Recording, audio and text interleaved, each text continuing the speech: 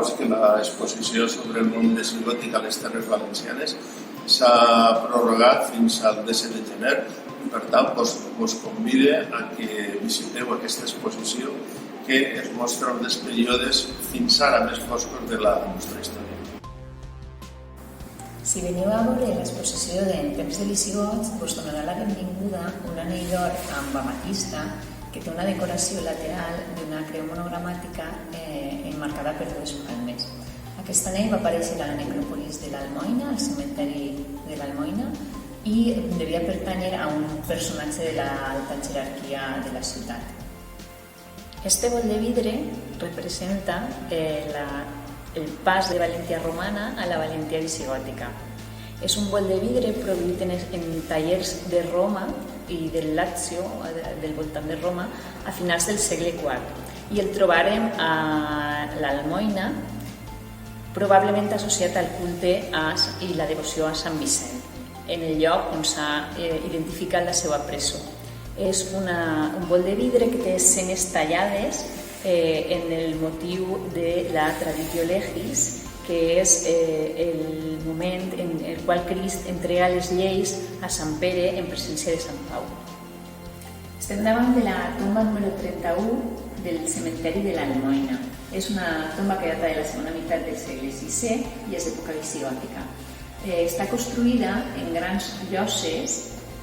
i aquest tipus de tombes són monuments funeraris col·lectius on se soterren diferents membres de la mateixa família i actuen com a panteons familiars. Quan s'inaugurava la tomba s'incloïa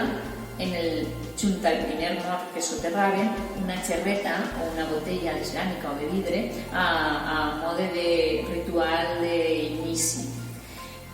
Posteriorment se tapava la tomba i quan moria un membre de la mateixa família reobrien la tomba per la llosa dels peus, netejaven els ossos, deixaven els ossos llargs i el crani de la primera persona que havien soterrat o de la persona anterior i col·locaven el següent cos, i així successivament. En aquest cas, la tomba número 31 de l'Almoina s'han identificat fins a 31 individus, l'últim dels quals era un individu masculí d'edat avançada. També en les tombes s'han pogut trobar alguns objectes de decoració personal, com anells de bronze, collarets d'àmbar. L'exposició és també una porta oberta a excavacions que s'estan fent al voltant de Riba-roja de Túria. Una de les més importants és València la Vella, que les darreres investigacions estan demostrant que és una ciutat de nova planta que es va crear al costat de València a final del segle VI. Un dels conjunts més interessants que hi ha a l'exposició és ni més ni menys una bodega dels monjos del monestir de l'illa de Cullera, en la que podem veure àmfores del món oriental, àmfores de vi del món oriental, que per a l'època es considerava Bizant, perquè venia de Palestina, i després també n'hi ha àmfores d'oli del nord d'Àfrica i que també testimonien l'activitat comercial que tenia el món monàstic no sols en tot el Mediterrani, sinó fins a Irlanda.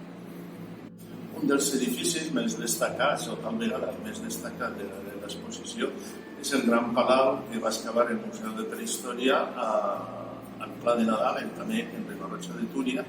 i així tenim una de les peces més singulars, que és la que hem utilitzat com a símbol de l'exposició, que és un capitell d'influència bizantina que pensem que representa el que va ser l'arquitectura pública d'època visigoda en els finals del període